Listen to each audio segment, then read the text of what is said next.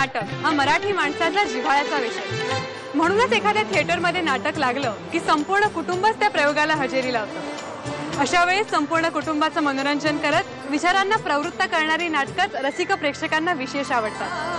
बाळ कोल्हटकर, संत कानेटकर हे कौटुंबिक नाटकात हातखंडा असलेले ज्येष्ठ नाटककार. त्यांनी अनेक महत्त्वाचे विषय हलक्या फुलक्या आणि कौटुंबिक नाटकातून मराठी रंगच्यावर आणले. संवेदनशील विषय हाताळणारं असंच एक नवं हलकं फुलकं आणि कौटुंबिक नाटक नुकतंच रंगमंचावर आलंय. सुनैना आर्ट निर्मित हा सागरी किनारा. दारात 2-2 गाड्या उभ्या, एवढ्या मोठा फ्लॅट, वैभव ऐश्वर्य, काय साला चाटायचंय? तू रागा करून घेऊ नकोस. आपण त्यावेळी कसं करायला नको होतं ना? हा प्रश्न आधी मी विचारला ना. नंतर मी तुला विचारला म्हणून प्रश्न बदलला. प्रश्न निर्माण कोणी केला? अच्छा, म्हणजे सगळा दोष माझाच? मी असं म्हटलं का? दोष माझाच. मला करिअर करायचं होतं आणि तू एका कांद्याच्या घाऊक व्यापाराची मुलगी. ना कसली जिद्द, ना कसली महत्वाकांक्षा. प्रेम कशाला केलंस? कांद वास आवडला? तू आवडलीस कांद्याच्या वासात सकट. आणि मग आपल्या दोघांपुरतं विश्व निर्माण झालं, फक्त आपल्या दोघांचं. आणि मध्ये जेव्हा तिसरी चाहूल लागली तेव्हा गाढवपणा कुणी केला? मी केला. मूल आणि त्याचे पालक या संबंधी करणारं हे नाटक आजच्या घडीला समाजात रूढ होऊ पाहणाऱ्या सरोगेट मदर या संकल्पनेवर प्रकाश टाकतं. या नाटकाचं लेखन शेखर शिवराम यांनी केलं असून दिग्दर्शन विजय गोखले यांचं आहे. अतुल अभ्यंकर आणि अश्विनी एकबोटे यांच्यासह प्रदीप पटवर्धन, रुपाली भोसले, दुष्यंत वाघ, अमेय फडके आणि सागर पाटणकर यांच्याही या नाटकात मध्यवर्ती भूमिका. नाहीच झालं आपल्याला मूल तर आपण दत्तक घेऊ. तुला मनापासून आवडेल? अगं तुला आवडल्यानं मला आवडण्याचा प्रश्नच उद्भवत नाही. तरी सुद्धा सांग ना, ते मूल तुला तुझं वाटेल? स्त्रीचं प्रेम तुला नाही कळायचं रे राहुल. ती ज्याच्यावर प्रेम करते ना त्याचाच गर्भ वाढवण्यात आयुष्याचं सार्थक मानते. तिला कधीच लाज नाही वाटत वाढलेलं पोट घेऊन रस्त्यावर हिंडताना. अभिमान वाटतो, अभिमान. मला सांग, हा असा त्रागा करून काही साध्य होणार आहे? म्हणून काय झालं?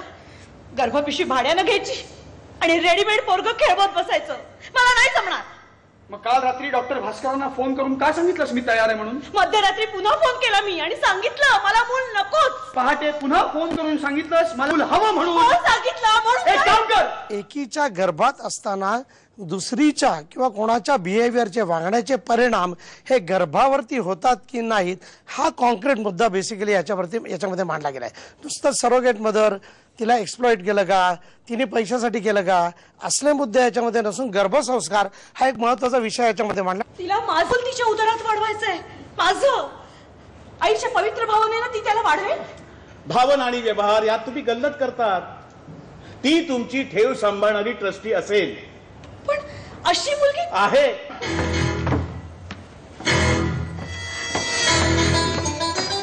या घरात कसलाच संकोच करायचा नाही. हॅलो हॅलो, मिस्टर राहुल राजे, मिसेस राहुल राजे, रश्मी.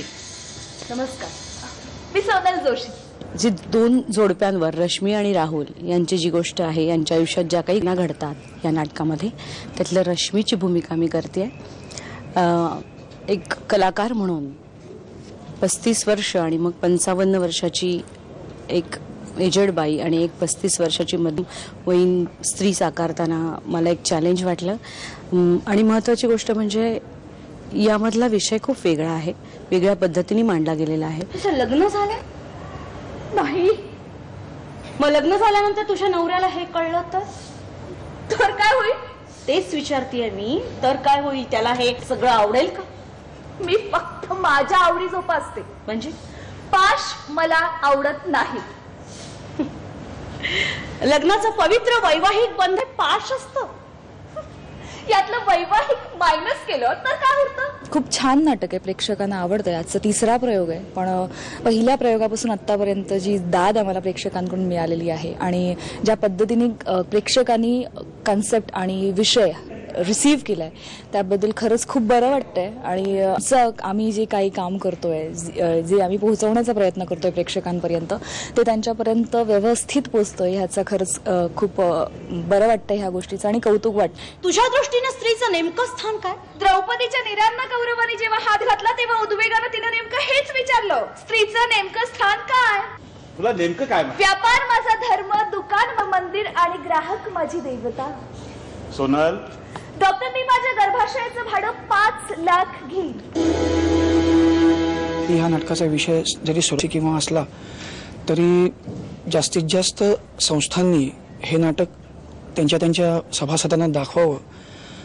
पण हा नाटकाचा विषय जरी एवढा ॲडल्ट असला तरी अगदी 15 वर्षाच्या मुलापासून ते अगदी 80 वर्षाच्या म्हाताऱ्यांपर्यंत हे नाटक कोणालाही आवडेल इतकं सुंदर आणि कौटुंबिक नाटक हे आहे.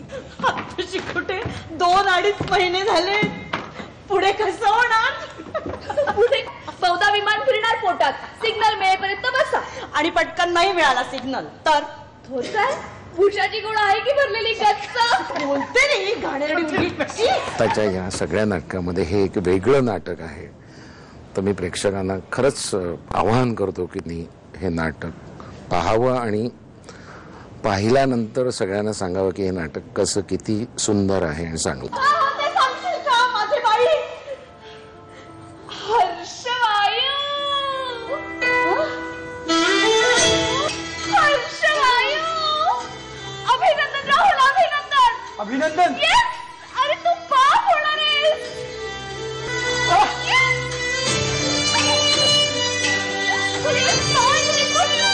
Oh my God! Yes! हे चर्चा नाट्य न वाटता अतिशय लायटर वेननी कसं रंगवता येईल याचा मी प्रयत्न केला.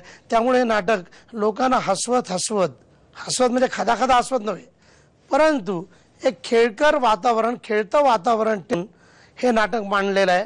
अशा पद्धतीचं एक संस्कार, गर्भसंस्कार आणि प्रयत्नाचा लाभ, नवी पिढी, जुनी पिढी, जनरेशन गॅप आदींवरती ठोस असं भाष्य करणारं हे नाटक आहे. सोनल, तुला नक्की म्हणायचं आहे? मला काहीही म्हणायचं नाहीये डॉक्टर. जे यांना सांगायची लाज वाटते ते सांगते मी तुम्हाला. खरंच जर रश्मीचा धोका कळला असेल तर ह्याचं काय करायचं? येस,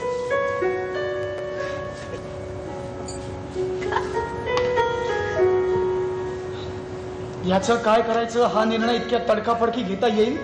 समकालीन प्रश्न समंजसपणे हाताळणारं हा सागरी किनारा हे नाटक नक्कीच एक दर्जेदार, हलकं फुलकं आणि कौटुंबिक नाटक आहे.